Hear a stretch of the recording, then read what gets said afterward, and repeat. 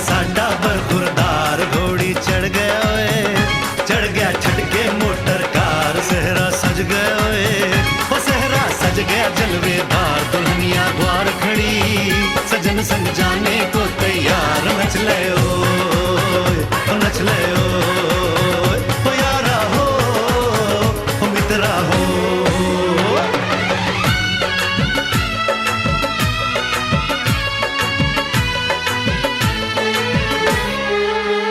तेरे द्वारे पे आई बारात, ओ तेरे द्वारे पे आई बारात। प्रेम के मोती लुटा दे, नैन स्वागत में बिछा दे। प्रेम के मोती लुटा दे, नैन स्वागत में बिछा दे। हो जरा आदर के साथ तेरे द्वारे पे आई बारात। बारात तेरे द्वारे पे आई बारात।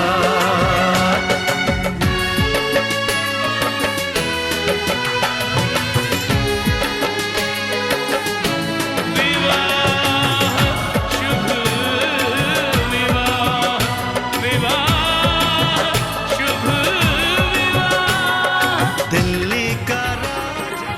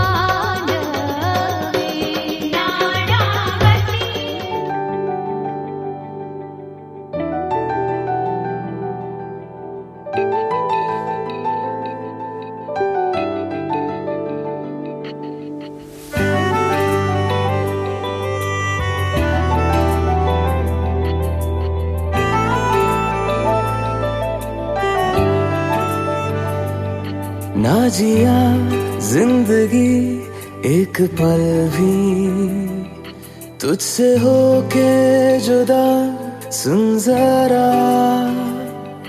बिन तेरे मुझसे नाराज था दिल, तू मिला है तो है कह रहा। मैं तो तेरे रंग में रंग चुका हूँ, बस तेरा बन चुका हूँ।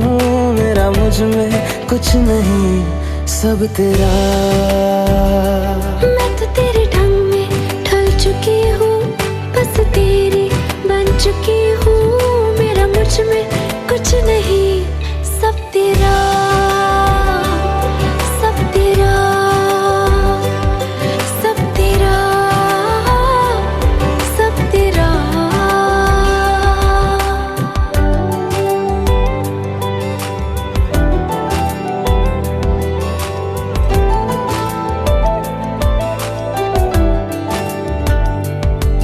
फिर दिल के रास्तों पे तेरी आहट जो हुई, हर धड़कन जश्न में है ये नात जो हुई।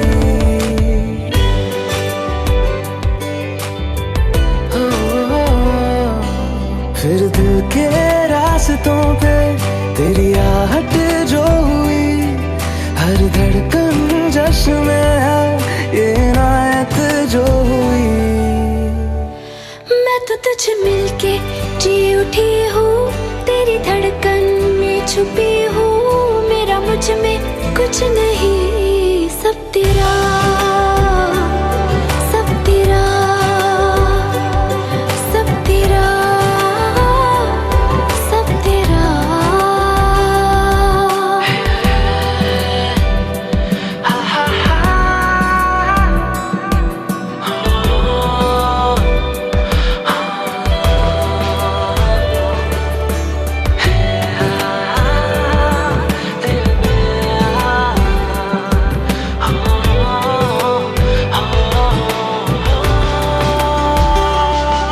जिस पल तू साथ मेरे, उस पल में जिंदगी है। तुझे पाके पाया सब कुछ, कोई ख्वाहिश अब नहीं है।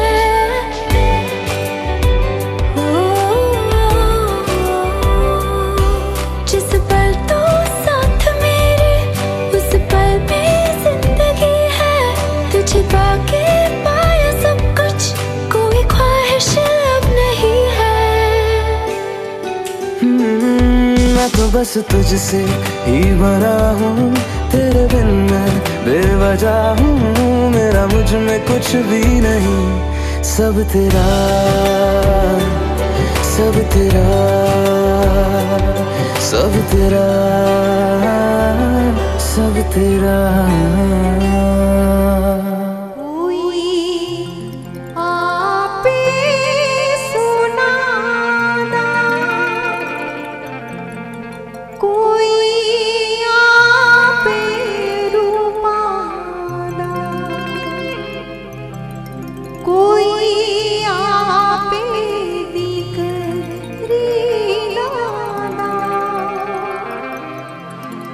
जतना करी